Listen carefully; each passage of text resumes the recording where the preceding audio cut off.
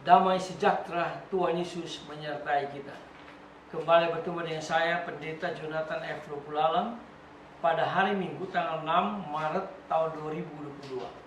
Mari kita minta pertolongan Roh Kudus untuk pembacaan dan pemberitaan firman Allah. Mari berdoa. Tuhan Yesus, kami bersyukur atas nafas hidup yang Tuhan Yesus berikan kepada kami sampai pada hari ini. Dan saat ini kami mau mendengarkan firman. Urapilah hamba-Mu dengan kuasa Roh yang kudus, dan juga urapi para pendengar yang akan mendengarkan firman Allah. Terima kasih Tuhan Yesus, dan Roh Kudus memampukan kami untuk kami dapat melaksanakannya. Dalam nama Tuhan Yesus, Juru Selamat kami, penebus dosa kami berdoa. Haleluya, amin. Mari kita baca firman Tuhan yang diambil dari Injil Markus pasal 5 ayat 25 sampai 34. Tapi saya hanya membacakan ayat yang ke-28. Firman Tuhan berkata begini. Sebab katanya, yaitu perempuan itu, asal ku jamah jubahnya, aku akan sembuh. Berbahagia kita yang membaca, mendengar, dan melakukan firman Allah.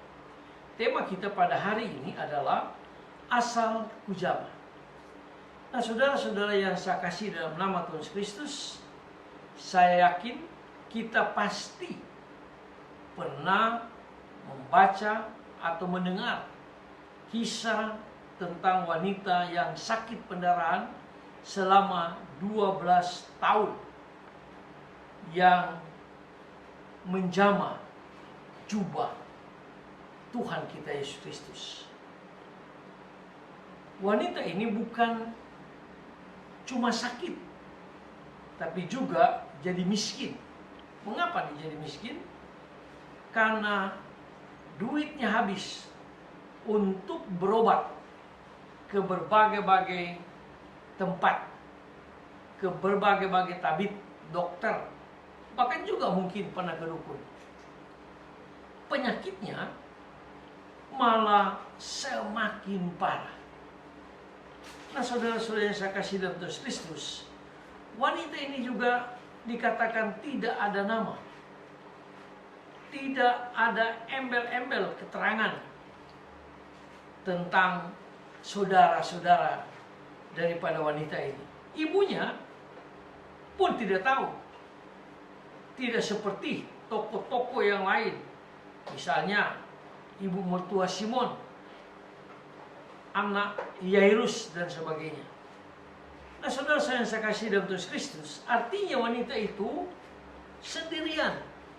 Mungkin dia dibuang oleh keluarganya. Dia mungkin diusir dari rumah.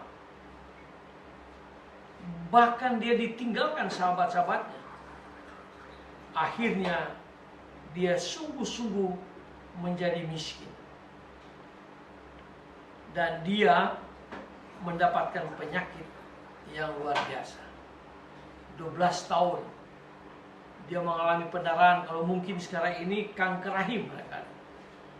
Dan dia mengalami penderitaan yang luar biasa. Nah, di dalam kitab Imamat dijelaskan bagi mereka yang mengeluarkan darah itu berarti dia najis, persis orang kusta. Pasti dia akan dibuang, pasti dia akan diasingkan. Orang yang menyentuh dia atau tersentuh juga akan najis, sama seperti orang kusta. Nah, dijelaskan juga dalam Injil Markus, perempuan itu ada di antara orang banyak yang berdesak-desakan untuk meminta pertolongan kepada Tuhan Yesus. Nah, saudara-saudara yang saya kasih dalam Tuhan Kristus, besar kemungkinan perempuan ini sudah membuat najis banyak orang.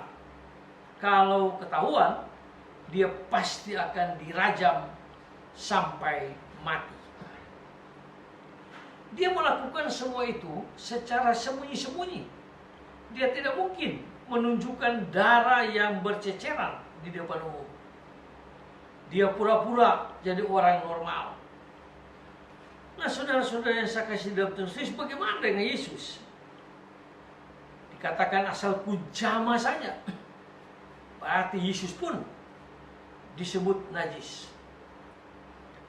Nah, saudara-saudara yang saya kasih dalam Tuhan Kristus, hebatnya perempuan yang menderita pendarahan 12 tahun itu, dia tidak pernah putus asa. Dia nekat sekali dan dia berani mati. Tetapi di saat yang sama muncullah iman yang luar biasa dari perempuan yang mengalami pendarahan 12 tahun itu. Nah, saudara-saudara yang saya kasih dalam Tuhan Kristus, perhatikan ketika Yesus sadar ada kekuatan yang mengalir keluar dari tubuh Yesus, padahal yang menyentuhnya banyak orang. Perempuan ini bisa saja kabur atau dia diam saja, sebab kalau dia mengaku dan ketahuan, dia pasti akan dibunuh. Seperti yang saya katakan tadi, dia pasti akan dirajam dan mati, karena telah membuat Yesus dan orang banyak menjadi najis. Tetapi saudara-saudara yang saya kasih dalam Tuhan Kristus, di dalam ayat yang ke-33 dikatakan, dikatakan wanita itu atau perempuan itu takut dan gemetar. Dia takut dan dia gemetar. Tetapi dikatakan lagi, dia menceritakan semua kebenaran yang terjadi kepada Tuhan Yesus Kristus. Nah, saudara-saudara yang saya kasih dalam Yesus Kristus, mengapa Tuhan Yesus mendekati wanita itu dengan sangat lembut, dan Yesus berkata, "Hai anakku." Luar biasa. Yesus tidak memarahi dia, Yesus tidak mengusir dia, tapi Yesus mengatakan, "Hai anakku, imanmu telah menyembuhkan dan menyelamatkan engkau."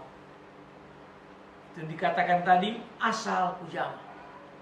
Dia jamah tubuh Kristus, keluar kuasa penyembuhan dan kuasa keselamatan dari Tuhan Yesus, sehingga perempuan itu sembuh seketika.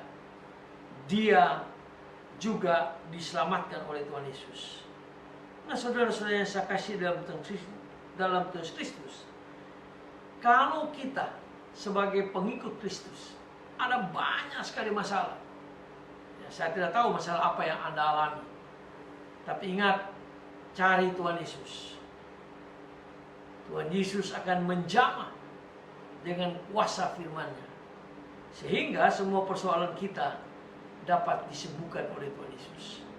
Jangan kita pergi ke dukun, jangan kita pergi kepada orang pintar, tapi marilah kita datang kepada Tuhan Yesus, lalu mengaku segala dosa kita di hadapan Tuhan Yesus, maka Tuhan Yesus akan mengasihani kita. Dia akan menjamah kita, Dia akan menyembuhkan kita, bahkan menyelamatkan kita. Nah, itulah sebabnya sekali lagi, mari kita mencari Yesus kalau kita mempunyai persoalan. Apalagi sekarang ini masih orang takut tentang pandemi COVID-19 atau virus corona dengan varian-varian yang baru. Tapi kalau kita datang kepada Tuhan Yesus, maka Tuhan Yesus akan tolong kita dan Dia akan memberikan jalan keluar yang terbaik. Mari kita tunduk kepala, kita berdoa. Tuhan Yesus, terima kasih atas firman-Mu. Biarlah firman Tuhan ini menolong kami, supaya kalau kami punya persoalan apa saja, persoalan keluarga, persoalan pekerjaan, persoalan sakit penyakit, seperti seorang perempuan yang 12 tahun dia mengalami pendarahan, tapi dia datang, dia tersungkur, dia menjamah jubah Kristus, dan seketika itu juga dia sembuh. Tuhan, tolong kami supaya kami juga selalu datang kepada Tuhan Yesus kalau kami punya masalah. Pasti Tuhan Yesus akan menolong kami. Ampuni dosa kami, dengarlah doa kami. Dalam nama Tuhan Yesus kami berdoa. Haleluya, amin. Terpujilah Kristus, sampai kita berjumpa di kesempatan yang lain.